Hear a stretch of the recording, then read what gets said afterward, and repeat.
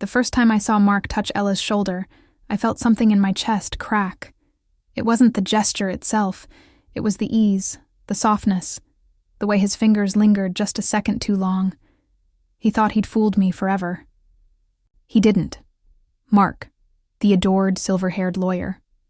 The man colleagues called a legend, the man clients toasted over expensive dinners, the man who played devoted husband at every event. And Ella, his assistant, always nearby, too nearby. At home, he brushed off my questions with that practiced laugh. "Oh, Rachel, you're imagining things." I wanted to believe him. God, I wanted to. But the late nights, the secretive texts, the sudden urgency to mentor someone half his age. Claire, my best friend, never let me sit comfortably in the lie. "Rach," she'd murmur, wineglass in hand. I've seen the way she looks at him, and the way he lets her. My stomach would twist, but I'd shake my head. She's just his assistant. But was she? I started noticing more. Ella showing up at our house with urgent work. Mark taking calls at midnight. The smell of unfamiliar perfume on his shirts. Still, he smiled. Still, he kissed my cheek. Still, he said, "Baby, you have nothing to worry about." He lied, and maybe deep down I already knew that. But the breaking point didn't come from whispers or suspicions. It came from a rumor, a tiny slip. Someone at his firm, drunk at a holiday party, leaned in close and said, "Did you hear? Ella's baby looks just like Mark." My heart stopped, my skin went cold, and that was the moment I knew. I had to find the truth. For weeks after hearing the rumor, I tried to shove it down, to pretend it was just office gossip. A woman like me should trust her husband, right? That's what I told myself on sleepless nights, staring at the ceiling while Mark snored softly. Beside me, I clung to every rationalization I could find. Ella was young, single. She'd been dating someone else, hadn't she? Mark was old school, yes, but not reckless. Not foolish enough to destroy everything we'd built. Every morning I watched him shave, straighten his tie, kiss my cheek on his way out the door. "Big day today," he'd murmur, smiling, eyes twinkling. And I'd smile back, heart thudding, painfully, wondering, does he know I know? Or does he still think I'm blind? Claire wouldn't let it go. "Rachel, you're drowning," she said softly over coffee one morning. "You're holding up this perfect little mask, but you're crumbling behind it." I swallowed hard, forcing a laugh. "It's fine, Claire. People talk. Mark's loyal." But even as I said it, I felt the weight of the lie press harder against my chest.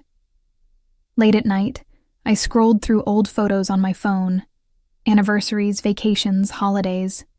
Mark smiling at me, holding me close, whispering promises I now realized were just performances. I started watching Ella's social media, the baby pictures, the captions, the timing. My stomach twisted as the puzzle pieces began to click into place, one by one. And yet part of me still wanted to believe I was wrong. Because if I wasn't, then my entire life, my marriage, my home, myself, had been built on sand. The day the paternity test results arrived, I sat on the edge of our bed, the envelope trembling in my hands. He lied, and she played along. My chest felt tight, my breath shallow, my heart thudding so loud I wondered if the walls could hear it. I'd sent in the samples quietly, without telling Claire, without telling anyone. A hair from Mark's brush, a swab from the baby's discarded pacifier I accidentally picked up after an office party. I told myself I wouldn't open the results, that maybe just having them would be enough. But once they were in my hands, I knew. There was no going back. With shaking fingers, I tore open the envelope, eyes skimming the lines, the percentages, the cold, clinical truth. My stomach dropped, My ears rang. Mark is the biological father. For a moment, the room blurred.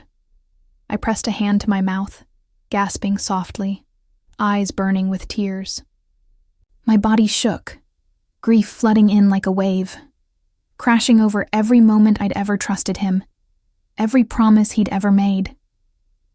But under the heartbreak, clarity began to rise. Slow, cold, sharp. This wasn't a maybe. This wasn't an assumption. This was fact, and now that I knew I had a choice, confront him in private, let it stay a shadow between us. Or pull the rug out from under his carefully crafted life, the same way he'd pulled it from under mine.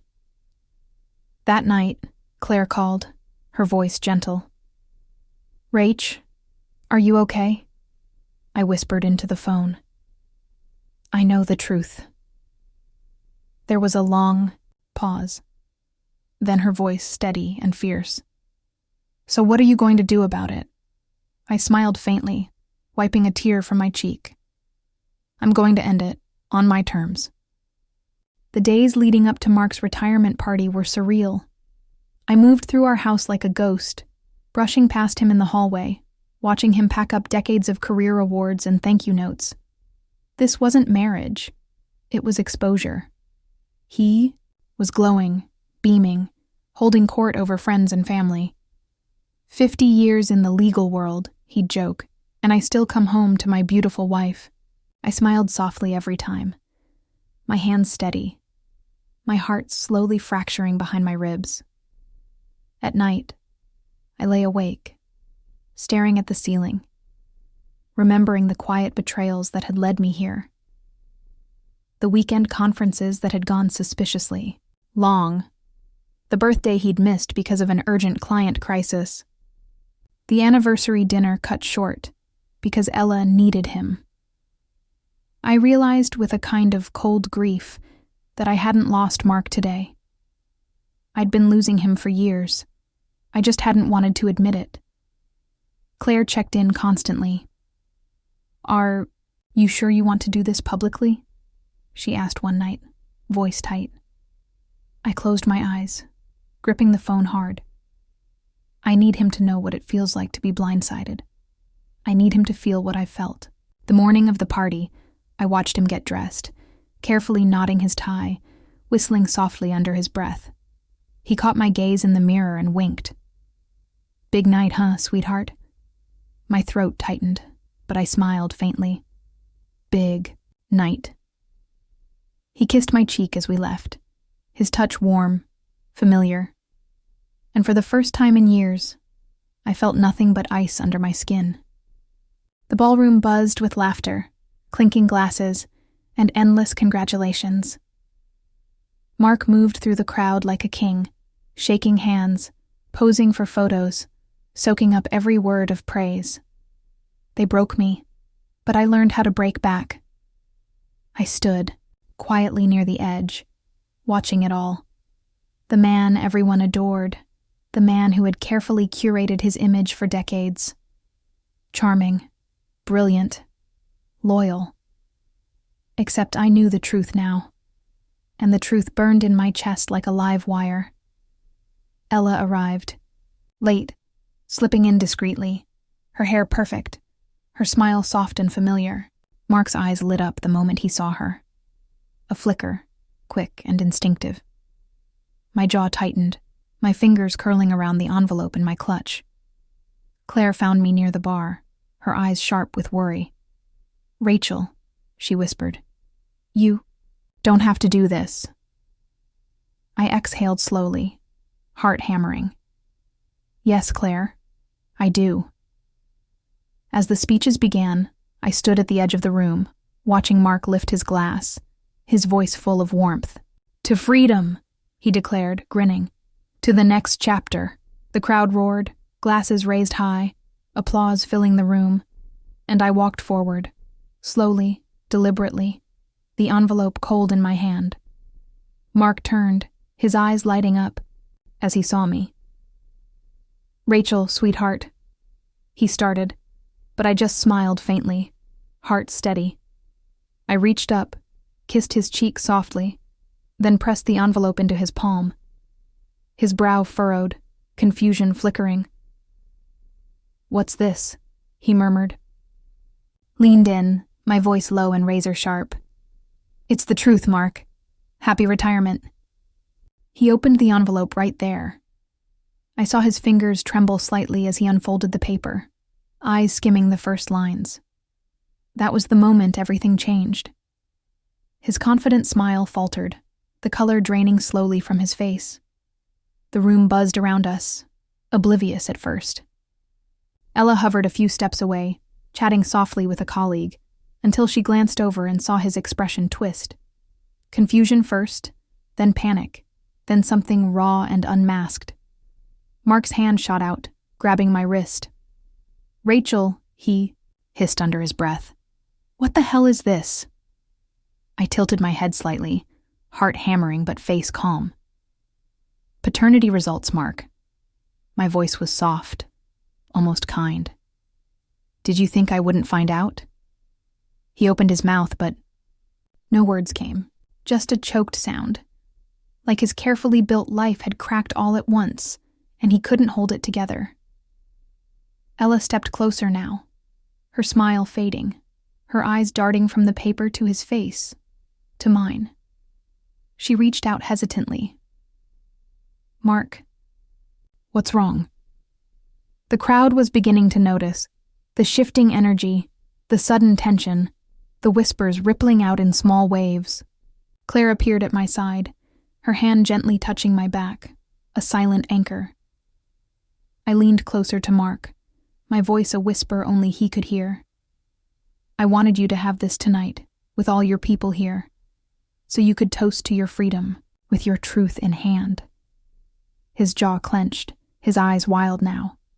"You'll regret this," he hissed. I smiled faintly, shaking my head. "No, Mark, you will." And with that, I turned, Claire at my side, walking calmly through the stunned, watching crowd. I could feel the whispers rising behind me as Claire and I walked out. A wave of murmurs, shocked glances, people turning to one another. I just smiled, because they had no idea.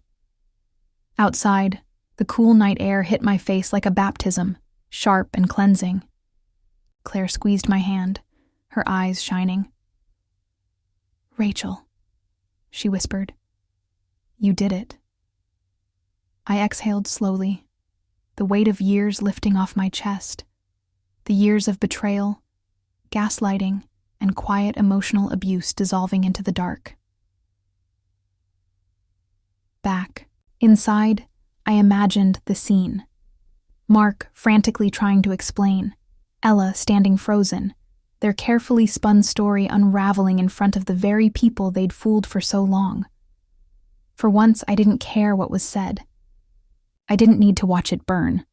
I'd already struck the match. My phone buzzed in my clutch, Mark's name flashing on the screen. I let it ring. Then again, Ella this time. I laughed softly, shaking my head, the freedom of silence washing over me like cool water. I wasn't the woman who needed answers anymore. I wasn't the wife waiting for apologies, or the partner holding space for his mistakes. I was the woman who had taken her power back, publicly, cleanly, without a single tear. Claire hailed us a cab, slipping her arm around me as we climbed in. "How do you feel?" she asked softly. I smiled faintly, staring out the window as the city lights blurred past. "Lighter," I whispered. "Stronger." I imagined Mark back at the party, realizing the retirement he'd dreamed of wasn't coming the way he thought, that the life he'd built on lies had finally, fully collapsed. And I realized revenge wasn't loud, it wasn't messy, it was precise, controlled, and I had delivered it perfectly. I sat alone on my balcony that night, a glass of wine in hand, the city quiet around me. My phone sat silent on the table. No more calls, no more texts. He toasted his freedom. I handed him mine. For the first time in years, I felt the ache in my chest loosen. The constant second-guessing, the walking on eggshells, the late nights staring at the ceiling wondering if I was crazy. It was gone. I thought back to the girl I'd been when I met Mark. Wide-eyed, trusting, believing. Every promise he whispered. I thought about the woman I became in that marriage. Smaller, quieter, constantly reshaping myself to fit into the image he wanted. But tonight, sitting in the quiet, I knew. I was done reshaping. I was done waiting.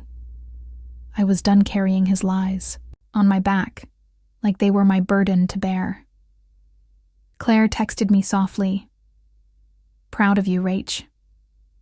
I smiled faintly, fingers brushing the screen before setting it down. I wasn't ready to reply yet. I just wanted to sit in this stillness, the calm after the storm, the strange, bittersweet peace of survival. There would be fallout tomorrow. Papers to sign. Statements to make. Maybe even press if the gossip spread wide enough. But tonight, there was only me, alone, whole, quietly victorious. I leaned back, closed my eyes, and whispered to myself, "You did it." Because this wasn't just revenge. This was rebirth. And in the end, Mark had toasted to his freedom, without ever realizing I was the one who set him free.